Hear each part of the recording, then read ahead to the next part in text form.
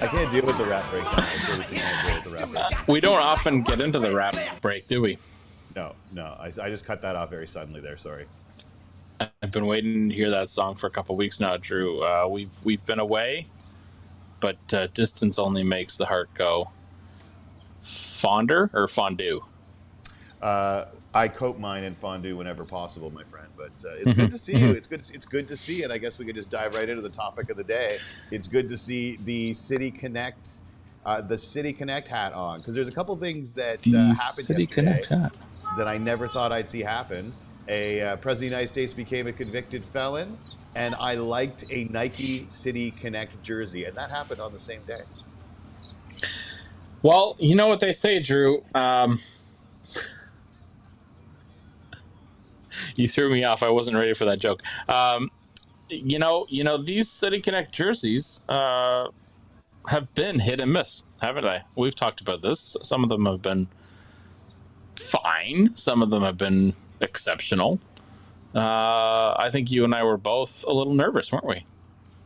Oh, forget nervous, man. I was utterly and completely convinced I was going to hate them. I just, everything in my body knew I was going to hate them so much, and then every time they were on, you and I were going to be doing Drew Jay's talk, and I'd be banging my head off it. And then I saw them, and I really wanted to hate them. I wanted them to be the black, blue, and silver Blue Jay jerseys of Trish Stratus yesteryear. But nay, I really, really did like them. So, and I understand you were up early to get them. Lyle Overbay called and said you can keep your 2005 jersey. And I woke up early this morning, Drew. I got an Instagram post or something that said Jose Bautista and Edwin Encarnacion were doing a meet and greet with fans this morning at 8 a.m. at the J Shop, and I live just down the street from the Dome. So got my little tush out of bed and walked over there and got in line. I wasn't sure what to expect. Sometimes you go for a bobblehead giveaway. You get there an hour or so before gates. Not gates, but before the game starts. And there's already 10, 15,000 fans that have already gone through. And you're like, where did these people come from? But, by the way, is there music playing underneath us? Like, I don't believe there's music playing underneath, but there are sirens going on very hard behind me. I hear the Canadian national anthem coming through my headphones. Can you hear that? Wow, I cannot. If so anyone's funny. watching and wants to let us know, let me know if you guys can hear this. Is it gone now? Yeah, it's gone now. Anyway, so where were we? Thousands of people already at the ballpark for bobblehead. That's right. Sometimes you're like, geez, guys, like it takes a lot of effort to go line up there. Anyway, so I wasn't sure what to expect this morning, and ended up missing Edwin and Jose. Got there right at probably 5 minutes to 8. There was already quite a huge line, and so I lined up. Didn't get to meet the guys, but that's okay. I've actually met Jose Bautista before. Super nice guy. Anyway, the story, as you mentioned, is the new swag. Yeah, I'm gonna throw it up on. You got a few photos for us. Just took a couple of pictures. And these were just super quick snaps. I wasn't trying to win any awards here, but night mode is the theme, and I like it, man. The jerseys are black. There's some nice red and blue trim. Lots of little details, which all these jerseys have. Pretty much every one of the City Connect jerseys have a few different details when zoomed in. I opted to go for what I'm going to call like the secondary hat. This isn't the hat they're going to wear on the field tonight, but it was part of the series. I actually purchased one of the game hats. Oh, sweet. And I'm giving this one to a friend. Hang on, let me get it back on camera here. So that's what the team's going to wear tonight. Didn't love this one, if I'm honest with you. Yeah, I don't love that one either. I like yours a lot better. Although I wouldn't wear that in a game. That's not a game type hat. This is a fan hat. It's not a game hat. I agree with you, Drew. Mind you, though, Detroit Tigers City Connect, I think their batting helmets just say Detroit right in all font right across the top. So here's what I like about the feel. When I saw the jerseys, I wasn't like, ugh. And that was mission number one. Mission number two, I actually started to like within seconds, I was like, yeah, okay, like this is good. I was sincerely worried, Drew, that they were going to be tacky. I was worried that they were going to embrace Drake and have the 6 all over it, which they really did not do, and thankfully, because I'm kind of over that. There's no the 6 anywhere. I like the 6, man. I like the 6. You can take the 6 and keep it with your basketball, but I don't want it in the baseball. Joking aside, I really like the details. I think they're really nice. This particular hat has some of the details. It doesn't have them all, but I like it. It's good. Yeah, it's basically just the Toronto skyline from the island, right? Yeah, that's exactly with the reflection on Lake Ontario. Yeah, and just to be critical, which this is not a critical show, but I'll just tell you the honest truth. I contemplated buying a jersey. Now, I have a couple of jerseys. I've bought the real ones in previous years. We all know about the Fanatics jersey fiasco this year, and so this is my actual first time touching and feeling a Fanatics jersey this morning. 200 bones Canadian for the City Connect jersey. Drew, it felt plasticky. And really? I was touching the material with my hand, and I was like, I don't like this. At first, I was going to get a blank jersey with nothing on the back, but I was holding it in my hand, and it just felt weird. It felt really weird. And then I went and saw the ones with the player names on the back, and just, again, I don't want to discourage anyone else from buying a jersey. Buy the jersey, do whatever you want, but it just wasn't. It didn't appeal to me. It didn't have that integrity that I want from a $200 garment. Anyway, so I passed on the jersey. Man, they had a lot of options. Talking about integrity and leadership, man. So you can't be throwing it around when I'm doing. This is my escape, man. From the grind of having to get up and be the center of attention. That's how I escape by splitting the screen part way. That's how I'm not the center of attention. Now I'm at best your left eye. Well, they have a lot of other options, and I told Emily by text, because she didn't come with me this morning. I told her that, hey, we are going to the game tonight, by the way, Pittsburgh Pirates in town, which we will move on from the City Connect here in a second. But the fact is they've got a lot of T-shirts. They've got a lot of interesting things. I actually bought a pennant. I was gonna hang it up like above me here. Yeah. Right here. And I haven't had a pennant in a long time. Yeah, I bought one, and it's a cool looking pennant, but I just didn't have any like double-sided tape, so couldn't hang it up in time. It's been a couple weeks. Last time we talked was Mother's Day. If I was to ask you, how do you think the Jays have done in the 16 games since Mother's Day, what would you guess? How have they done? Emotionally or on paper? Yeah. I'm gonna tell you that it's probably a lot better than most people think. Mm-hmm. What do you got for me in terms of numbers? I got 8-8, my friend, believe it or not. So, I mean, it does say something about the season we got going on that we are excited about that. But 8-8, as last time we talked to them, we were getting ready for the last game of the Twins series on a Sunday. I believe it was a Manoah start because Manoah started like 3 Sundays in a row. And they dropped one to the Twins, split the Orioles with that rain out that was right in the middle, if you remember that one correctly. Yeah. Took 1 out of 3 from Tampa Bay.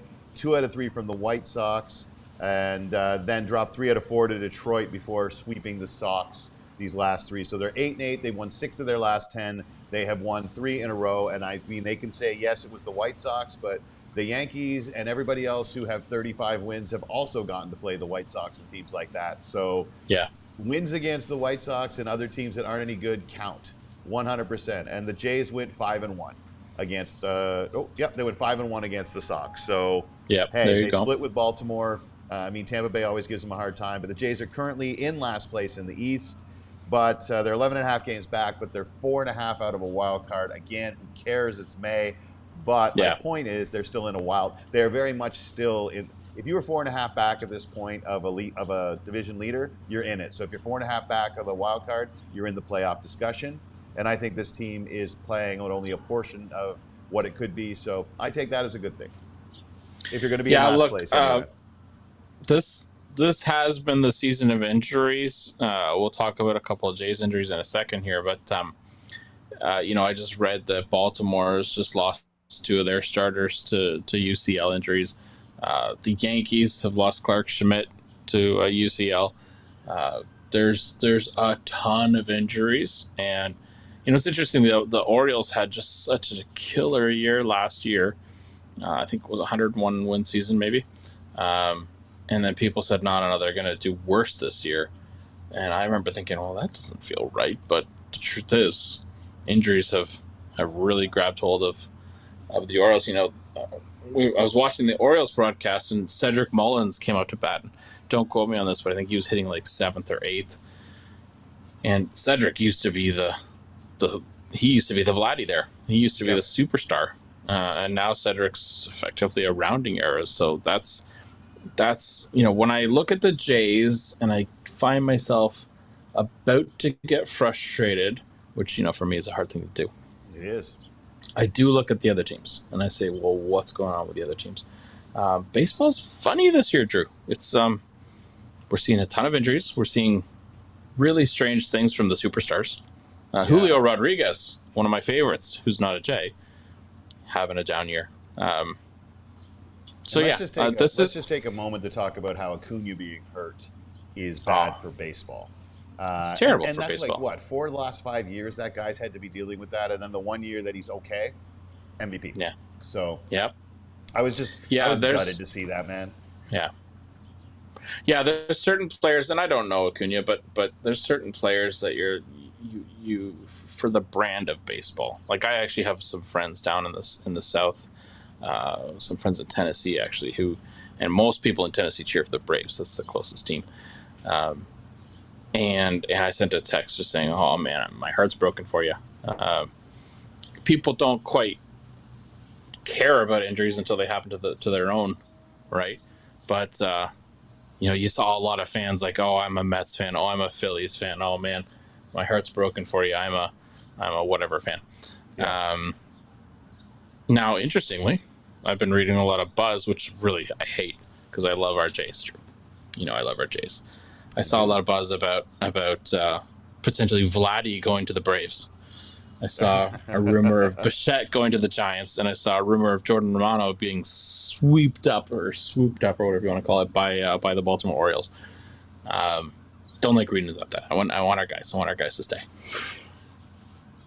If they move on, I don't think it's Vladdy and Bo that they decide. I think the Jays would do their absolute best to do the on-the-fly.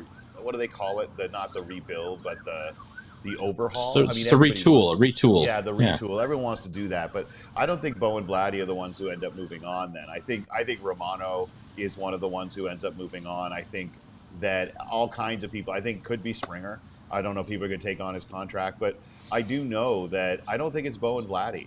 And I think that we're seeing that again this year because Vladdy is, nobody look now, but Vladdy's like hitting 300. Not over the last 10 games, not over the last month. Vladdy is now hitting like 297 or 298, I do believe. And Bo is hitting the ball too. So. Well, he hit something like 200 in April and then 400 in May. So, yeah. And we're big Vladdy fans here. Unless, let's say this, 26, 27 years old, right? Even if you're going to retool, rebuild, you got 2 or 3 years there. Aren't you going to keep people who are going to turn out to be 29 at the end of the rebuild or the retool and still have however many years ahead of them? If you want to retool the Jays, I mean, it's possible that if things don't get better, we've got, it looks like there's a bit of a plug in the pipeline here. Is it time for Addison Barger and the rest of the gang for them to get a shot up here? Well, then you hear them say, well, where are they going to go? I don't know, in the spot of somebody who's hitting 210. You know what I mean? Right. Like, that's kind of how it goes. And is it Lukes? Nathan Lukes, 29 years old. And if you hit 340 or 350 or 360, I don't care. Anything over 330, really, over a consistent period of time at any level of baseball, you deserve the next level of baseball. And if not, then somebody – this is what I don't get, man, about baseball. I will say this. if you went to another team and you said, okay, we're going to throw in a prospect, I bet you they don't see a guy hitting 340 as a prospect. And I don't.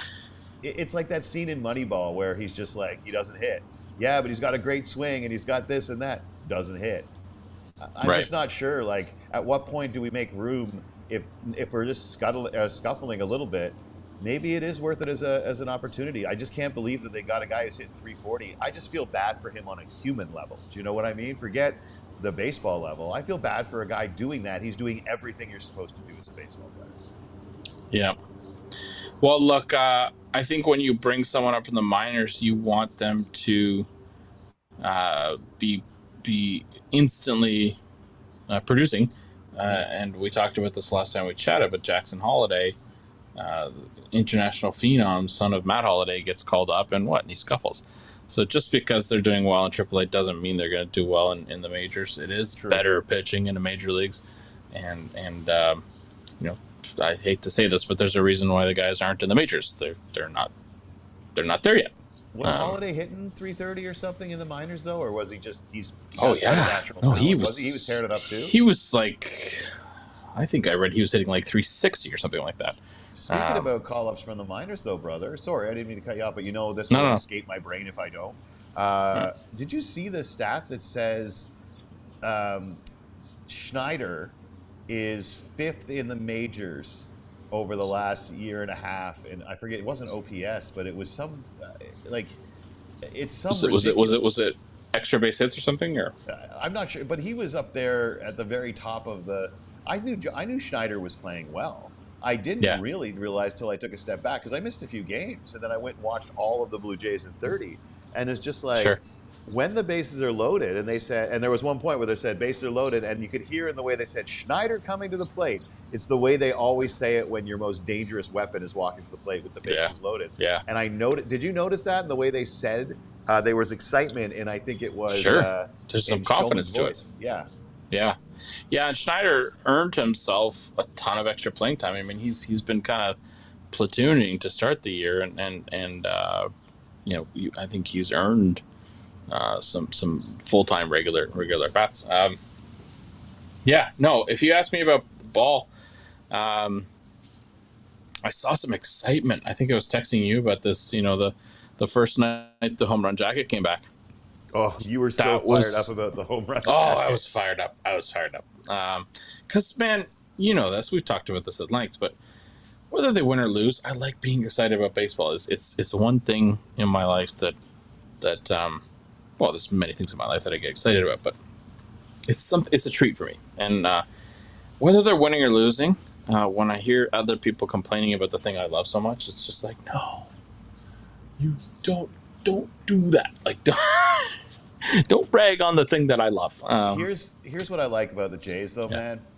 Yeah. They aren't boring to watch. Even I know that they're not offensively, but they're not striking out. I keep going back to this a few years ago that there was a couple of Jays teams that were not very good, that were 500 baseball teams, but they struck out 40% of the time because they were the big bombers. And I think it's going to come for the Jays. I think there are a lot of positive things on this team. Schneider is a positive thing that we didn't really expect to happen. I think that Kikuchi's a positive thing. I was about to say Kikuchi. Yeah. Expect to happen. Isaiah Kiner-Falefa is we got a positive thing going there. And look, I don't know if it's over. I think he's a great member of the team, right?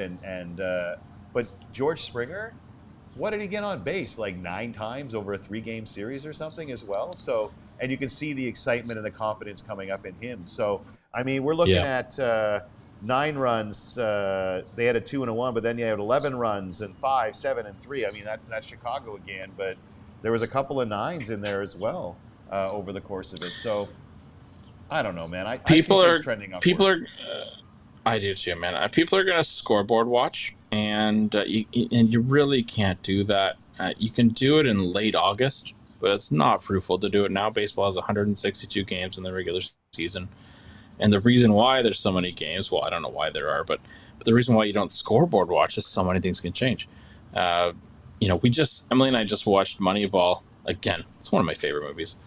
And right now, sure, the Jays are 11.5 back of the Yankees. But 11.5 games back of the Yankees isn't actually that big of a deal. Like, I mean, I'm a positive guy, of course, but let's just look here real quick, Drew. We're 4.5 games. Drew, we're 4.5 games out of a wild card spot. Yeah, they're still in the playoffs hunt. And for me, all I care about is the playoffs, because the Jays have Gausman, Barrios, Kikuchi, who I hope continues to pitch as he does, and frankly Bassett, who has had some neck issues, but and also I think I honestly am excited Rodriguez is coming back. I believe that I was really, really impressed with what we had there. I was like, oh, Manoah can take his time now too. By the way, brother, I've been so swamped getting ready. What's going on with Manoah? Yeah. I haven't heard the news yet. You get to deliver Drew, it in person. I've been bracing myself. I've been bracing you don't myself. know yet either, No, I know. Yes.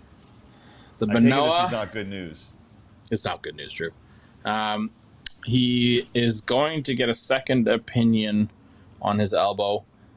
Scott Phillips from TSN reported that his sources tell him it is likely he's going to be out for an extended amount of time. He's been placed on the 15-day disabled, the injured list. I apologize. And it sounds like he's going to be out for a while. We've been seeing these elbow things creep up, and man, my heart breaks for any of these guys because it's such a silly thing. But we see the workload and the pressure being put on people's arms. Alex specifically, you guys know I love this guy. Hardworking guy, grit. He reminds me of Kevin Pillar in terms of intensity and just but actually he has raw talent too. That's not to say Kevin Pillar didn't have raw talent, but a guy like Manoah just wants to win, wants to work hard, wants to show the fan base that he's giving his all. And yeah, it's not looking good for my favorite Jay right now, Alek Manoah. But since we're about looking at positivity, we've got the other two starters that really were in that slot or fighting for that slot, Francis and Rodriguez. We've got them coming back, right? So and look, the truth of the matter is Alek this year has been the fifth starter, and so losing your fifth starter, okay, from an operations perspective, from a top down perspective, okay. It's not like we lost Gausman. Now, 2 years ago, if we lost Manoah at that time, that would be heart-wrenching. But let's try and keep it in perspective and just remember that baseball's a long game. It's a funny game, and Nobody wants to listen to video game talk on sports shows. But I just want to point out that Kevin Gausman in MLB The Show has a 69 out of 100 strikeout rating. And since he led the league in strikeouts, I'm a little bit upset with that. So I just wanted to, if anybody out there has anything to do with the ratings on MLB The Show, just so you know, you've annoyed this host of Drew Jays Talk. I'm right beside you. The show has always undervalued the Blue Jays. Romano was leading the league in saves 2 years ago, and he was like a 72 or something like that. Meanwhile, Josh Hader was second place in saves, and he was like a 94. And I was so mad about that. Speaking of, Drew, you should know I got a PlayStation 5. And I have MLB The Show now. I'm excited about it. Just got it folks, a week ago. Every single week on Drew Jays Talk, you will also be updated on how Andrew and Drew did in head-to-head competition on MLB The Show. This is a new segment of Drew Jays Talk, one I'm extremely excited about. Oh, Drew, you're going to mop the floor with me. I enjoy the game. I'm not good at it. I can pitch okay, but you've been telling me for years that I got to be more patient at the plate, and take more pitches, buddy. Take more pitches. Got to take those pitches. One time, Drew, I'll just tell the people who might be watching. You challenged me to a game, and you had Fernando Valenzuela on the mound, and that's just a treat of a pitcher.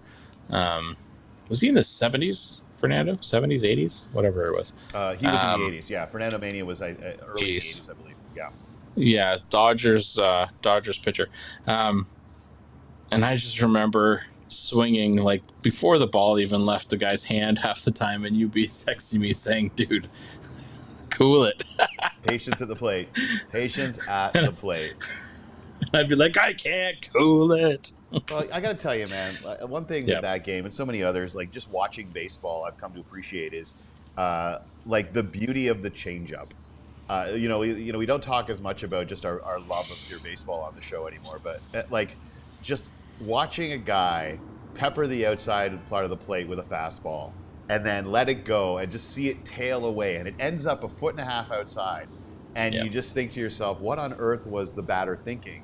But in some ways, I think what playing video games has helped me do is better appreciate why certain pitches are so incredibly effective, and particularly the timing piece of it, the power of a changeup that fades down and away from you as you're swinging away at it. That is such a beautiful thing, because one thing I don't think I truly get is the splitter.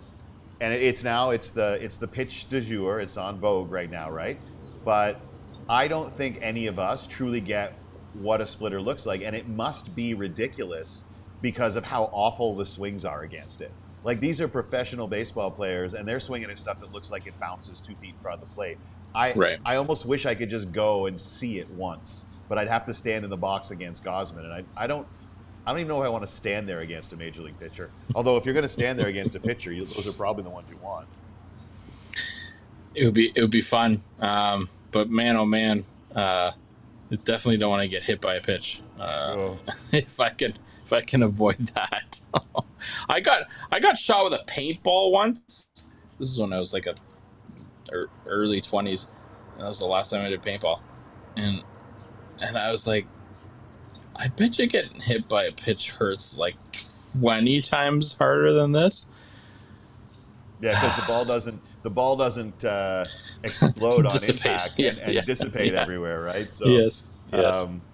Man, I don't know. Like, tell you what, brother, you got to go to the game tonight. I know that. Yes, I do. Tonight, Barrios is on the hill. Then we got Kikuchi and Bassett for the rest of the series.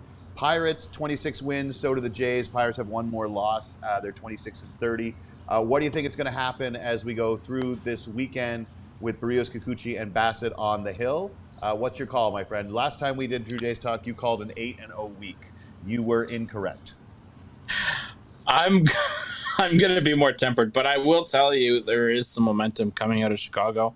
I think the guys are in exceptional mood because of the new jerseys. I think they're going to have that extra little bite. I'm expecting 2 out of 3 here out of Pittsburgh, including a W tonight.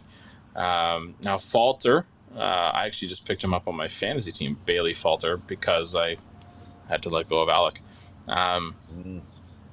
Good young arm in Pittsburgh, but let's see what happens. Now we are facing Keller tomorrow, and Keller's a special pitcher, but he's 6-3.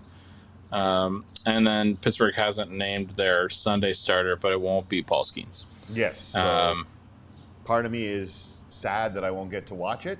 But I think if I'm going to see Paul Skeens, I'd rather see it live. And so if I have to watch it on TV, I think you get better appreciation live probably. Yeah. Agreed. Bassett is a guy who I am all in on. And he's going on Sunday for us. And, he's had some neck issues, but haven't we all, Drew? Haven't we all? I think there's an age at which they just start. And Bassett's one of the senior statesmen on our team, right? He's 35 years old, so yeah. Well, I also just want to do a quick little Drew Jays Talk shout out and best of luck to our friend Eric Swanson. Yes. Because I think he's an exceptional pitcher. I think he's had a horrible year in every way, shape, and form. And I think what went on with his kid has everything to do with what's going on the field. And 100%. I really do hope, I think like a lot of Jays fans, that he's going to get like a real warm reception when he comes back, because I think everyone really felt for him when what happened this spring happened, and everyone was very concerned and supportive. I think this has now just reiterated how big an impact that must have had. And so I hope people respond really positively when we get a chance to see him back. I really do. Yeah, and you know what? Like from my perspective, I think John Schneider and the team are probably acutely aware of everything that goes on behind the scenes that we don't get privy to. I shouldn't even say probably. They are acutely aware. Swanson, baseball's not the most important thing. Yeah.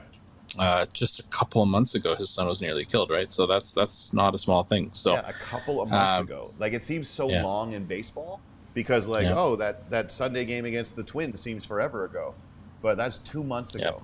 Like, I remember what I was like 2 months after something like that happened. Like, it was, you're not ready. You're not ready for a while. No. So then you got to do things like pitch. Yeah. I wish him nothing but the best, man. I know you do too. Same here. So after this 3-day game series with the Pittsburgh Pirates, we got Orioles for 4.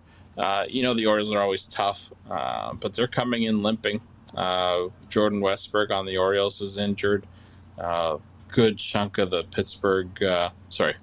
Baltimore pitching staff, both starters and relievers are not doing what they're supposed to do. Craig Kimbrell supposed to be their closer.